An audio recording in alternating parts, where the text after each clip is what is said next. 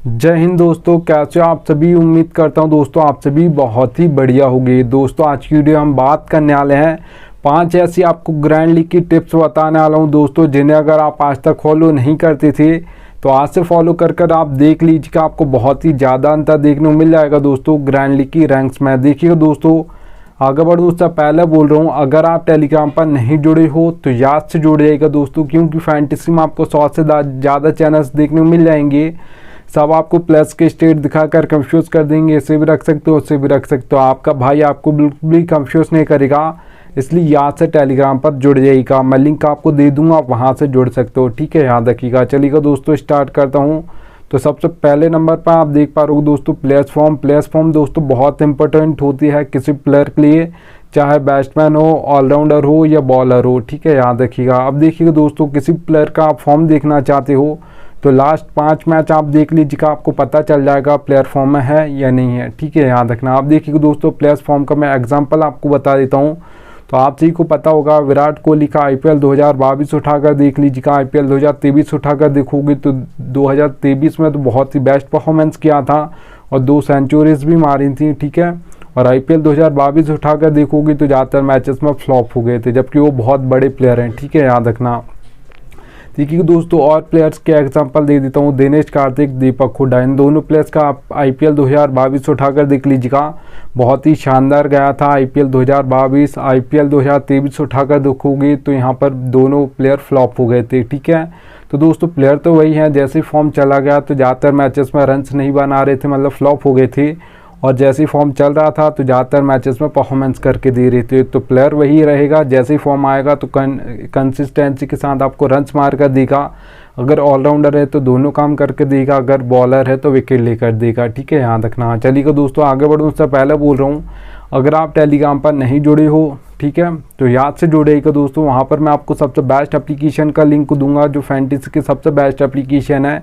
यहाँ पर दोस्तों खेलोगे तो क्या फ़ायदा होगा वो बता देता हूँ। देखिए दोस्तों ड्रीम 11 पर वही कॉन्टेस्ट आपको देखने को मिलेगा, 5750 रुपये प्राइस पुल 10,000 है। विजन 11 पर वही कॉन्टेस्ट आपको देखने को मिलेगा, 5199 रुपये प्राइस पुल 10,000 है। तो दोनों का प्राइस पुल सेम है, पर ड्रीम 11 550 रुपये ज़्यादा लेती है, विजन 11 550 रुपये कम लेती है। तो मैं आपको एप्लीकेशन का लिंक दे दूंगा, वहाँ से डाउनलोड कर सकते हो, या टेलीग्राम पर लिंक दे दूंगा, वहाँ से डाउनलोड कर सकते हो, ठीक है, याद रखिएगा। चलिएगा दोस्तों यहाँ पर सेकंड नंबर के टिप की हम बात करते हैं। तो यहाँ पर आप दोस्तों देख पा रहोगे पिच रिपोर्ट दोस्तों आपको 3 टाइप्स की देखने को मिल जाएगी, बैटिंग फ्रेंडली, बैलेंस और बॉलिंग। याद रखिएगा दोस्तों जो पिच रिपोर्ट होती है सबसे ज़्यादा इस T20 और ODI मैचेस में इंपॉर्टेंट होती है, क्योंकि यहाँ पर कोई कैप्टन टॉस जीता है तो बॉल फर्स्ट करता है, जबकि टेस्ट मैच में ऐसा नहीं होता दोस्तों। वहाँ पर 50-50 चांस होता है, पिच के अकॉर्डिंग वो बॉल फर्स्ट भी कर सकता है, बैट फर्स्ट भी कर सकता है, ठीक है। जबकि यहाँ पर कोई भी कैप्टन टॉस जीतता है T20 और ODI मैचेस में तो बॉल फर्स्ट करता है ज़्यादातर, ठीक है। 10 मैच में से 9 टाइम्स ऐसा आपको देखने को मिलेगा कि बॉल फर्स्ट करेगा कैप्टन। तो 3 टाइप्स के आपको पिच देखने को मिल जाएगी, बैटिंग फ्रेंडली, बैलेंस और बॉलिंग। अब देखिए दोस्तों एक एक को डिटेल में आपको समझा देता हूँ। तो देखिए दोस्तों जो बैटिंग फ्रेंडली पिच होगी वहाँ पर जो आपको स्कोर देखने को मिलेगा वो हाई देखने को मिलेगा। बैटिंग फ्रेंडली पिच है तो नाम से ही समझ आ रहा होगा बैट्समैन परफॉर्म करने वाले हैं, ठीक है। अब देखिए दोस्तों जो आपको हाई स्कोर देखने को मिलेगा तो कितना देखने को मिलेगा, T20 की अगर मैं बात करूं बैटिंग फ्रेंडली पिचेस पर जो आपको देखने को मिलेगा 170 से प्लस आपको ज़्यादा देखने को मिलेगा। ये 180 भी हो सकता है, 190 भी हो सकता है, 200 प्लस भी जा सकता है, याद रखिएगा, ठीक है।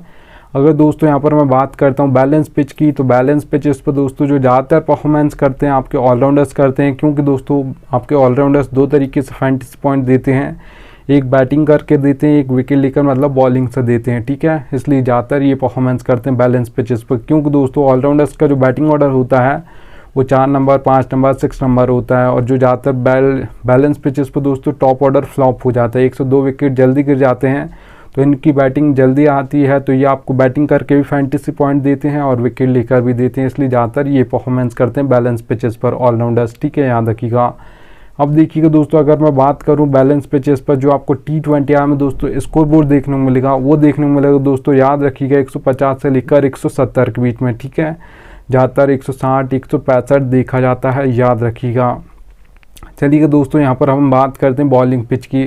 तो सबसे पहले तो 2 टाइप्स के हमारे बॉलर्स होते हैं, एक आपके पेसर्स होते हैं जिसे आप फास्ट बॉलर्स बोलते हो, एक आपके स्पिनर्स होते हैं। ज़्यादातर जो दोस्तों विकेट लेते हैं आपके पेसर्स लेते हैं, क्योंकि वो पावर प्ले में बॉलिंग करते हैं, उसके बाद डेथ ओवर्स में बॉलिंग करते हैं। स्पिनर जो होते हैं दोस्तों आप सभी को पता होगा वो मिडिल ओवर्स में बॉलिंग करते हैं, जहाँ पे सबसे कम विकेट गिरते हैं। ठीक है, पावर प्ले में थोड़े बहुत विकेट गिरते हैं, सबसे ज़्यादा डेथ में गिरते हैं, मिडिल में उससे कम गिरते हैं। क्योंकि दोस्तों अगर हम बात करें मिडिल ओवर्स में कोई भी बैट्समैन है, सेट बल्लेबाज है या नहीं भी है, तो एक आध चौका मारेगा मतलब मिडिल ओवर में, और उसका सिंगल डबल लेगा तो 9 से 10 रन आ जाते हैं, और ये बहुत ज़्यादा रन होते हैं मिडिल ओवर्स के लिए। ठीक है, याद रखिएगा। जबकि डेथ ओवर में आपको हर बॉल पर घुमाना पड़ता है बल्ला।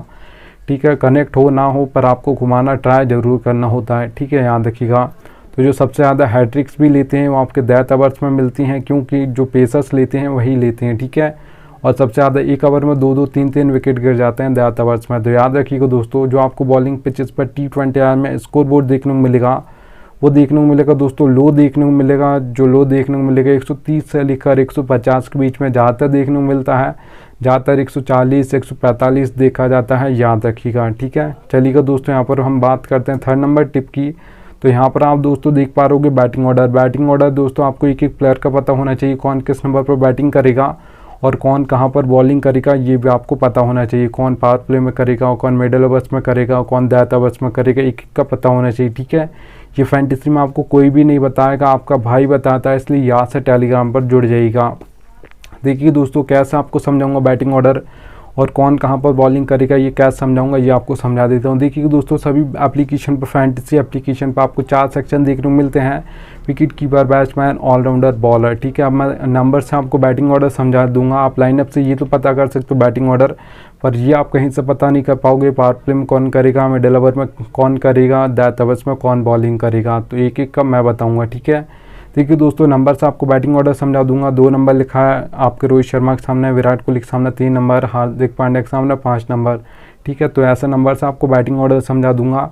अब देखिए दोस्तों, हार्दिक पांड्या यहाँ पर ऑलराउंडर हैं, तो बॉलिंग भी करेंगे। अगर 2 ओवर डालेंगे तो कैसे बॉलिंग करेंगे, अगर 4 ओवर डालेंगे आज के मैच में तो कैसे बॉलिंग करेंगे, ये समझा देता हूँ। देखिए दोस्तों, O/M लिखा हो, O का मतलब ओपनिंग ओवर्स बोल सकते हो या पावर प्ले बोल सकते हो, M का मतलब है दोस्तों मिडिल ओवर्स। ठीक है, और D का मतलब है डेथ ओवर्स। तो देखिएगा दोस्तों, O/M लिखा है, ओपनिंग में 1 ओवर डालेंगे, मिडिल में 1 ओवर डालेंगे, या तो आप बोल सकते हो पावर प्ले में 1 ओवर डालेंगे, मिडिल में 1 ओवर डालेंगे। अगर यहाँ पर 6th ऑप्शन है बॉलिंग का तो ठीक है, अगर 5th ऑप्शन है बॉलिंग का, मतलब आज के मैच में 4 ओवर डालने वाले हैं हार्दिक पांड्या, तो फिर कैसे बॉलिंग करेंगे दोस्तों, याद रखिएगा। फिर वो ओपनिंग में 2 ओवर डालेंगे, मिडिल में 2 ओवर डालेंगे। ठीक है, या पावर प्ले में 2 ओवर डालेंगे और मिडिल ओवर में 2 ओवर डालेंगे। हार्दिक पांड्या डेथ में बॉलिंग नहीं करते हैं, इसलिए वो मिडिल ओवर्स में ही अपने सारे ओवर फिनिश कर देंगे। ठीक है, याद रखिएगा। अब देखिएगा दोस्तों, एक और एग्जांपल ले लेते हैं बॉलर का। O/D लिखा भुवनेश्वर कुमार की ओर के सामने। ठीक है, अभी तो इंडिया की ओर से नहीं खेलते हैं, जब खेलते थे तब भी ऐसे बॉलिंग करते थे, और अभी SRH से खेलते हैं तो वहाँ पर भी ऐसे सेम टू सेम बॉलिंग करते हैं। ठीक है, आपके भुवनेश्वर कुमार, तो आप सभी को पता होगा SRH से भी सेम टू सेम बॉलिंग करते हैं, इंडिया से भी करते थे। ठीक है, अभी नहीं करते हैं, पर हाँ याद रखना दोस्तों। और मिडिल में ये कब करते हैं, देखिएगा O/D लिखा, अब आपको ही समझ आ गया होगा।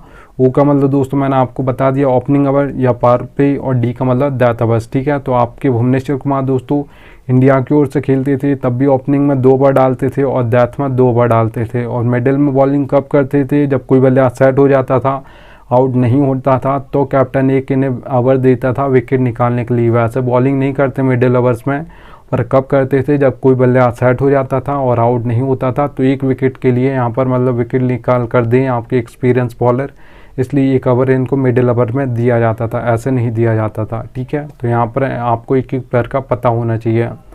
चलिएगा दोस्तों, 4th नंबर की बात करता हूँ। तो कैप्टन और वाइस कैप्टन देखिएगा दोस्तों, सबसे ज़्यादा इंपॉर्टेंट होते हैं। अगर आप grand league, mega grand league में फर्स्ट रैंक लाना चाहते हो तो सबसे पहला आपको इनको सही करना होगा। कैप्टन और वाइस कैप्टन आपको बिल्कुल सही बनाने होंगे। ठीक है, अब देखिए दोस्तों, मैं आपको ये भी बता देता हूँ आप कैप्टन और वाइस कैप्टन बना कैसे सकते हो, क्योंकि बहुत ज़्यादा डिफ़िकल्ट होता है कि किसे बनाए यार किसे ना बनाए।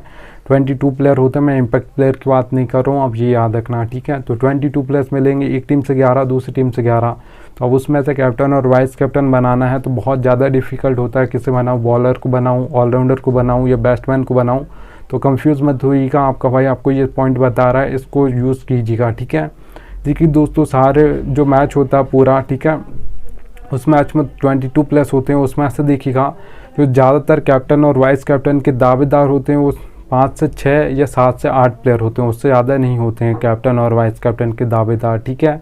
मतलब दोनों टीम का मैं बोल रहा हूँ, सभी प्लेयर्स का, ठीक है। तो 22 प्लेयर्स में तो दोस्तों 7 से 8 मान लेते हैं हम कैप्टन और वाइस कैप्टन के दावेदार हैं। अब उसमें से हमको बनाना, कोई बॉलर भी होगा दावेदार, कोई ऑलराउंडर होगा, कोई बैट्समैन होगा। तो देखिए दोस्तों, आपको 6 ऐसे प्लेयर निकाल लेने हैं दोनों टीम से, किसी को भी आप निकाल सकते हो, बॉलर, ऑलराउंडर, बैट्समैन, ठीक है। आपको जो लग रहा है कि आज के मैच में इनमें से ही कोई कैप्टन और वाइस कैप्टन बनेगा, आप उन्हें निकाल लीजिएगा, पर आपको पता होना चाहिए आप क्यों उससे निकाल रहे हो, ठीक है। ऐसा नहीं कि आप किसी को भी निकाल रहे हो जो लग भी नहीं रहा, आपको ऐसे ही लग रहा है कि बस किसी को भी रिस्क ले लेता हूँ फालतू का, ऐसे को नहीं निकालना है, ठीक है। ज़्यादातर कैप्टन और वाइस कैप्टन वही बनते हैं जो ज़्यादातर मैचेस में परफॉर्मेंस करके देते रहते हैं, वही बनते भी रहते हैं, ठीक है, याद रखना।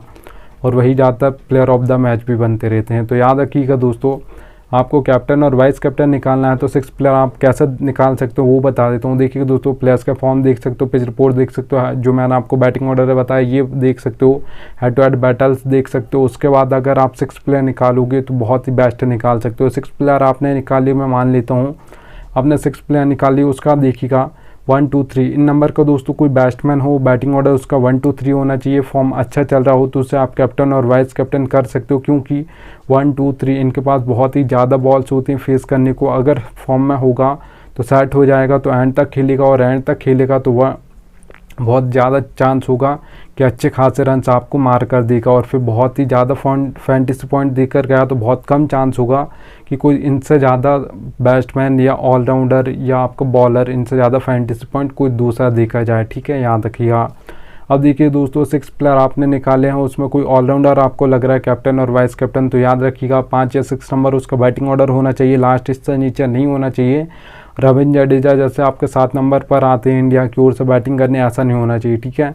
5 या 6 लास्ट होना चाहिए बैटिंग ऑर्डर, इससे नीचे नहीं होना चाहिए। और 4 ओवर भी उस दिन डालने वाला हो ऑलराउंडर है तो, ठीक है। ऐसा नहीं कि ऑलराउंडर है तो 1-2 ओवर डालेगा और डालेगा भी ये नहीं डालेगा, आपको ये भी नहीं पता, तो फिर ऐसे ऑलराउंडर को आप कैप्टन और वाइस कैप्टन मत कीजिएगा। क्योंकि अगर एक साइड से आपको फैंटेसी पॉइंट दे देगा, बैटिंग से दे देगा तो बॉलिंग से नहीं देगा, और बॉलिंग से देगा तो बैटिंग से नहीं देगा, तो फिर बहुत कम चांस होगा कि ये ऑलराउंडर कैप्टन और वाइस कैप्टन बन जाए ड्रीम 11 में, ठीक है, याद रखिएगा। अब देखिए दोस्तों, किसी बॉलर को बनाने का सोच रहे हो, 6 प्लेयर निकाले, उसमें कोई आपको लग रहा है कि बॉलर बनेगा आज के मैच में कैप्टन और वाइस कैप्टन, तो याद रखिएगा 2 ओवर डेथ में बॉलिंग करता हो, फॉर्म अच्छा चल रहा हो तो उससे आप कैप्टन और वाइस कैप्टन कर सकते हो। क्योंकि दोस्तों डेथ में एक साथ सबसे ज़्यादा हैट्रिक्स ली जाती हैं, और सबसे ज़्यादा जो विकेट गिरते हैं आपके डेथ में गिरते हैं। एक ओवर में 2-2 3-3 विकेट गिर जाते हैं, सेट होने का बिल्कुल टाइम नहीं होता है।